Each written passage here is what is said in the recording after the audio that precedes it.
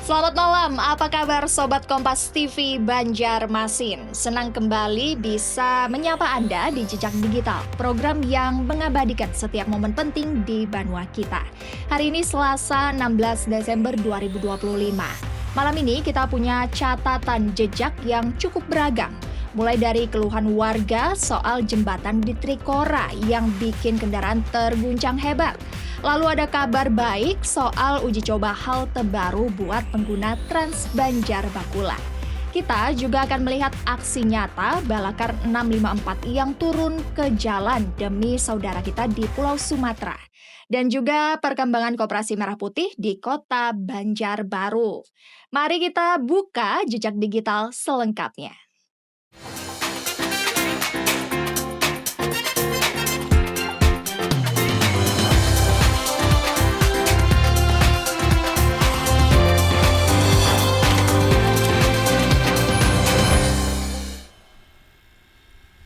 Sobat Kompas TV, siap-siap terkejut kalau lewat jembatan Guntung Manggis di Jalan Trikora. Jarak sambungan jembatannya ternyata bikin guncangan yang cukup keras saat dilintasi kendaraan. Warga mulai mengeluh karena merasa kurang nyaman dan khawatir soal keamanan. Semoga pihak terkait segera meninjau kembali sambungan ini ya, biar pengendara nggak perlu senam jantung lagi di atas jembatan. Celah jalan pada sambungan jembatan Guntung Manggis di Jalan Trikora membuat pengendara yang melintas merasa tidak nyaman. Mereka harus mengurangi kecepatan untuk menghindari efek guncangan. Hal ini pun jadi keluhan warga. Terasa kalau yang lewat lubang sini kan lebih kayak itu kan kalau kita melewati ini kan bahasa Jepang karena itu ada ada sedikit kayak celah kayak itu kan. Kepala Bidang Bina Marga Dinas PUPR Provinsi Kalimantan Selatan, Robi Cahyadi, bilang pihaknya memang menerima sejumlah keluhan warga terkait kondisi jembatan. Sehingga pihaknya telah menyampaikan hal ini kepada pihak pelaksana untuk melakukan perbaikan. Beberapa memang ada keluhan dari warga yang masuk ke kita dan kita berikan tanggapan seperti yang barusan kita sampaikan bahwa ini masih masa pemeliharaan dari rekanan sehingga kita arahkan kawan-kawan dari rekanan untuk menangani dulu. Robi juga jelaskan jembatan yang baru beroperasi pada Desember 2024 ini masih dalam masa pemeliharaan oleh pelaksana, sehingga perbaikan jembatan akan dilakukan oleh kontraktor pelaksana. Nabila Cheva, Kompas TV, Banjarbaru, Kalimantan Selatan. Pengguna bus Trans Banjar Bakula, ada kabar baru nih. 3 halte portable di sepanjang Jalan Ahmad Yani Banjarbaru mulai diuji coba. Halte ini disiapkan untuk memaksimalkan layanan koridor 1 rute Banjarmasin ke Martapura. Yuk kita manfaatkan transportasi publik biar jalanan kita nggak bikin macet. Sejak tanggal 8 hingga 12 Desember, uji coba halte portable yang dibangun Dinas Perhubungan Banjarbaru dilakukan di 3 titik, yakni 2 di depan Polsek Liang Anggang dan 1 di seberang halte SD Negeri Guntung Manggis. Sebelumnya Dishub Kota Banjarbaru telah mengajukan 8 halte portable baru ke Dishub Provinsi, namun baru 3 yang disetujui. Tambahan halte portable ini penuhi permintaan warga agar bisa lebih dekat menjangkau kendaraan umum dari rumahnya. Istilahnya hasilnya ya mungkin evaluasi karena kalau syukur traffic ataupun penumpangnya banyak, insya Allah akan ditetapkan. Adanya tambahan halte ini diakui penumpang dapat memberi banyak manfaat bagi warga yang sebelumnya merasa jauh. Iya, atau tadi ada berhenti, ada yang turun atau masih belum ada? Tadi sih belum ada yang naik di halte sana ya. Nggak, belum ada penumpang. Tapi bisa berhenti aja lah. Iya. Penumpang berharap halte portable yang baru segera beroperasi efektif. Nabila Cheva, Kompas TV, Banjarbaru, Kalimantan Selatan. Jejak digital berikutnya nih saudara. Relawan kita emang gak ada lawan kalau soal kepedulian. Teman-teman dari Balakar 654 Banjarmasin turun ke Jalan Lambung Mangkurat untuk galang dana.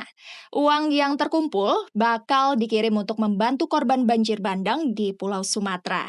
Ini bukti nyata kalau semangat kesetia kawanan sosial di Banua kita ini masih sangat tinggi.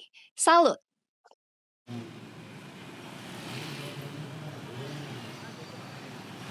Sejumlah relawan pemadam kebakaran swasta yang tergabung dalam Balakar 654 Kota Banjarmasin melakukan aksi penggalangan dana di Jalan Lambung Mangkurat, Banjarmasin.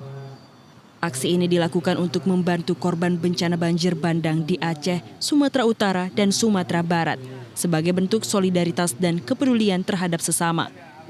Penggalangan dana untuk membantu saudara-saudara kita yang terkena musibah bencana banjir bandang yang ada di Aceh, Sumatera Utara, Sumatera Barat. Maka kami di lapangan bersama-sama kepada bika-bika yang tergabung di dalam Balakar 654 Banjarmasin untuk saling bahu-membahu, saling membantu untuk melaksanakan penggalangan dana ini. Nantinya dana tersebut akan kami serahkan kepada yang harus menerimanya langsung nanti. Tak hanya dalam bentuk uang, dukungan juga datang dari pengguna jalan. Satu di antaranya bahkan rela membagikan dagangan kuenya kepada para relawan. Jadi untuk membantu teman-teman di sini, untuk dari warga, terus untuk relawan sini, kita bisa membantu dengan uang, kue.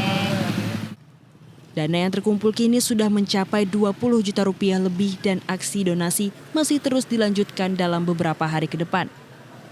Dana yang terkumpul akan disalurkan dengan berkoordinasi terlebih dulu pada pemerintah Kota Banjarmasin. Arpawi, Kompas TV Banjarmasin, Kalimantan Selatan.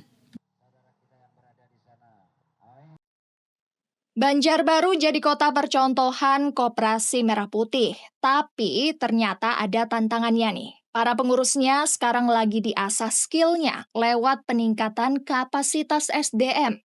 Masalahnya saat ini pembangunan gerainya masih terkendala keterbatasan lahan. Walaupun begitu, semoga koperasi ini tetap bisa jadi solusi pangan yang oke buat warga kita. Berlangsung selama 3 hari sejak tanggal 15 hingga 18 Desember. Pengurus Koperasi Merah Putih dari 20 kelurahan sekota Banjarbaru diberikan pembekalan peningkatan sumber daya manusia dan kapasitas. Saat ini seluruh kelurahan di Banjarbaru sudah membentuk Koperasi Merah Putih. 3 di antaranya sudah memasuki tahap pembangunan gedung. Di Kelurahan Landasan Ulin Timur, progres pembangunan sudah mencapai 60%. Tentunya untuk Koperasi Merah Putih Banjarbaru, insya Allah ini tetap menjadi atensi dari pemerintah Kota Banjarbaru untuk mendukung, karena ini adalah program asa kita Presiden Pak Prabowo. Dari 20 kelurahan KKMP yang sudah terbangun ada 3, yaitu kelurahan KKMP Landasan Ulin Timur, KKMP Palam, dan KKMP Lokapai Selatan. Sejumlah kendala yang dialami pengurus yakni keterbatasan lahan untuk membangun gedung koperasi kelurahan, seperti di Kelurahan Komet yang belum menemukan lahan yang sesuai standar. Koperasi Merah Putih Kelurahan Komet itu ada kendalanya itu adalah masalah tempat, lokasi, usaha. Nah, yang sementara ini direncanakan akan dibangun untuk baru kan, bangunan baru. Nah, kita di Komet itu karena luasan wilayah itu kecil, jadi susah mencari lahan-lahan yang kosong. Ukuran pembangunan gerai Koperasi Merah Putih memiliki standar ukuran tanah 1.000 meter persegi, dengan bangunan gerai 20 kali 30 meter. Nabila Cheva, Kompas TV, Banjarbaru, Kalimantan Selatan. Sobat Kompas TV, itulah 4 rekaman jejak digital kita untuk malam hari ini. Mulai dari keluhan infrastruktur jalan, kemajuan transportasi umum, aksi sosial yang menginspirasi, hingga usaha kita membangun Koperasi Merah Putih. Pesan kami tetap hati-hati di jalan, terutama saat melintasi jembatan yang rusak. Dan jangan lupa, sedikit dari kita sangat berarti untuk saudara kita yang tertimpa musibah. Terima kasih sudah menonton. Kita jumpa pada penelusuran jejak digital lainnya. Selamat malam, sampai jumpa.